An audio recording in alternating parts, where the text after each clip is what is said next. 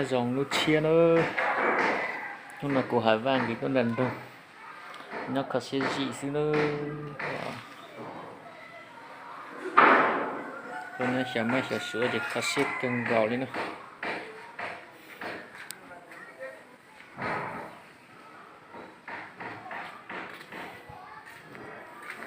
nó chọn nhẹ cần gạo cũng mua lên từ chọn nhẹ đi cũ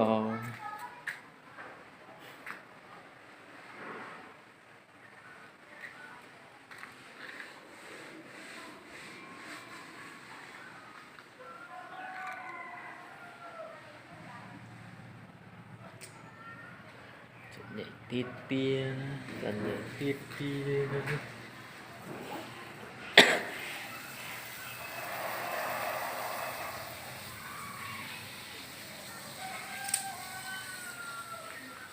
lúc này có giờ chạy dòng linh no đó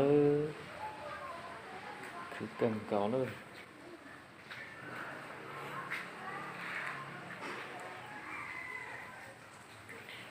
có số khẽ chạy dòng linh no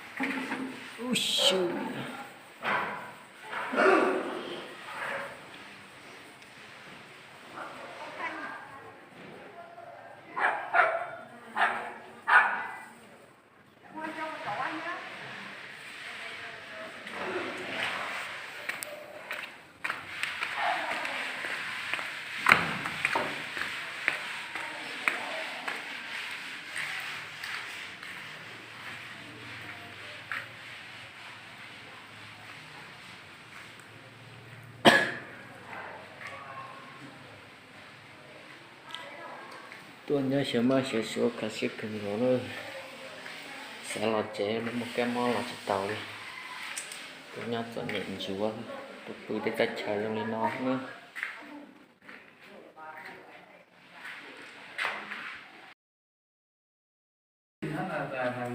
tiêu nằm trong tiêu chuẩn đó không phải giờ lại nó để giờ 2 phân thì nó đi là tiêu chuẩn giờ 3 vẫn là nằm trong tiêu chuẩn đó.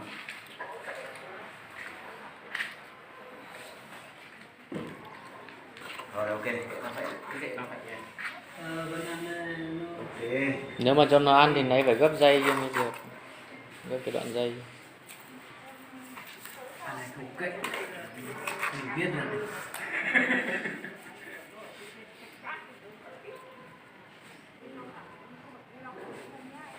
Có cái đấy rồi.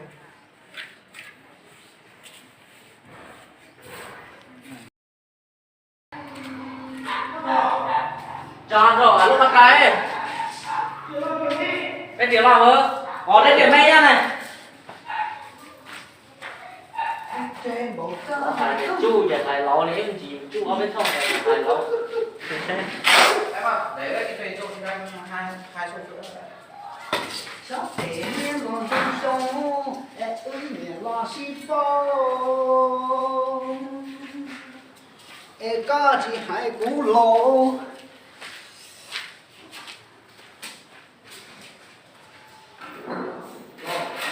Con cháu đây thì kiểu hấp bánh ngô hả? Bánh ngô hả? Của đồng hồ nhé.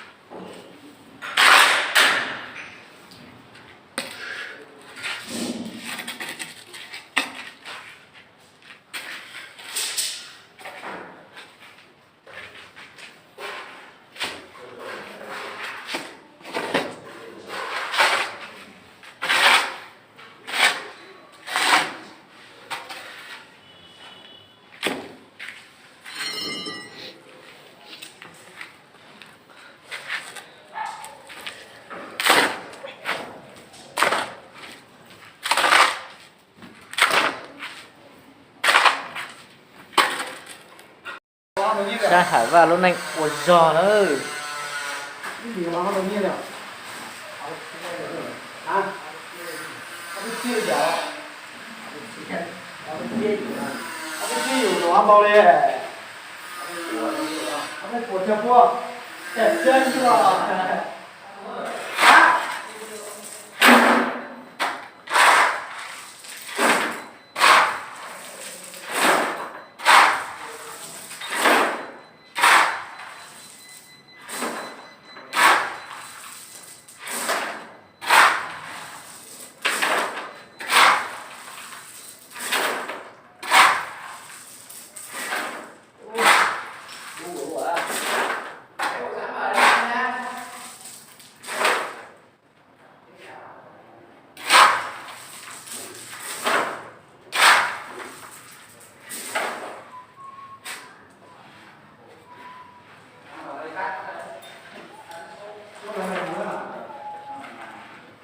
Chọn nghề tít tia lìa bông ơi. Hả? Lo bao nhiêu nào? Đâu lo mà. Lo chứ. Cái chi chưa là gì thì lo. Lo á.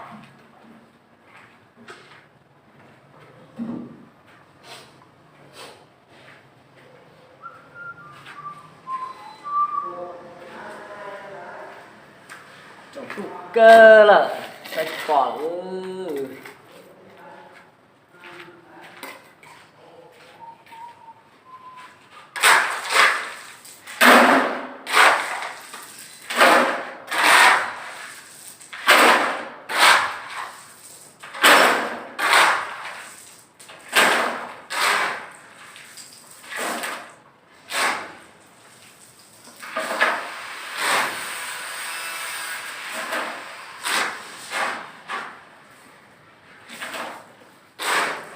Sao có hải thế à?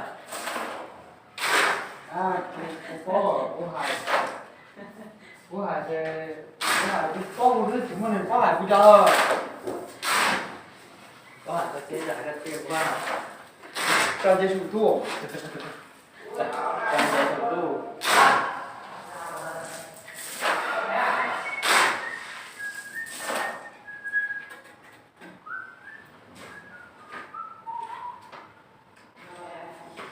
Nó mà là đâu cứ tìm mong.